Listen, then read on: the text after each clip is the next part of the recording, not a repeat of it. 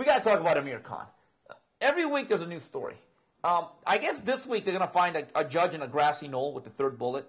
But I'm sorry, the man in the hat, the mystery man, the conspiracy. Gabe, I thought Amir Khan lost nothing in terms of stature from the Lamont Peterson fight. It was an excellent fight. It was another great battle he had in December, capped off with the fight he had last year with Maidana. There was a very good chance at a rematch. I think the way they've handled this, and now they're basically almost strong-arming the WBA to do a rematch. I'm sorry, I don't think I've ever seen a good fight in a performance like that and the goodwill it engendered just absolutely flushed down the toilet the way they've done it. Well, like John Wooden said, sports, they don't build character, they reveal it. And I think a loss has certainly revealed who Amir Khan is. I think he's a very nice guy. I'm very friendly with him when I do interviews with him.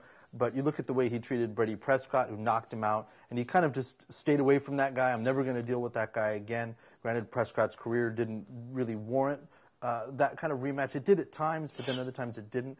But then you look and you add it to this behavior. They have not allowed Peterson to be champion by treating him this way. They haven't let him enjoy it.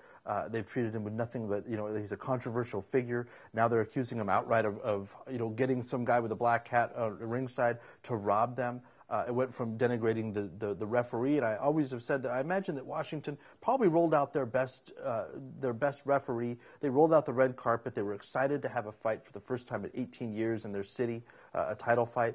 And this is the way Amir Khan and Golden Boy have treated them. I think they've acted completely classless in this, and I'm not surprised people are turning on him. The WBA looks like they are going to order an immediate rematch, according to Richard Schaefer. That's fine, but Team Peterson has an all-state insurance plan here called the IBF. Mm-hmm. And just my gut feel, I don't think the IBF is going to capitulate here. I believe they're going to let the ruling stand, and I think what's going to happen, I know people are going to groan, I think Khan's going to be able to fight for a vacant WBA title. Sure. I think that Lamont Peterson is going to defend his IBF title. I would hope, though, down the line, putting whatever feelings we have aside what they did, this fight down the line doesn't have to be next. I'd like to see a rematch, though. But nobody says it has to be next, though. No, let the guy make some money. It's interesting that Khan, since he's gotten to this country, and particularly to 140 pounds, he loves to point at all the other fighters and tell them how they should run their careers, as if he's Oscar De La Hoya or somebody, or a Tyson, who's the kind of icon that can call shots like that. He isn't. He doesn't sell tickets. There's a reason why you're in other dude's hometown. Right. Because you can't sell tickets. So stop trying to point to everybody else and say what they should do. I think the fight was close enough and good enough that it warrants a rematch. There was enough public demand for it, but I think Amir Khan's kind of killed it by being a whiny baby.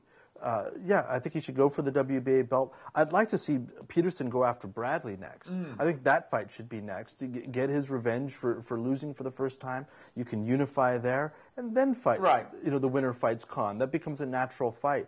But, I don't expect Amir Khan, who's a Golden Boy fighter, to know how to build to a super fight. Whoa.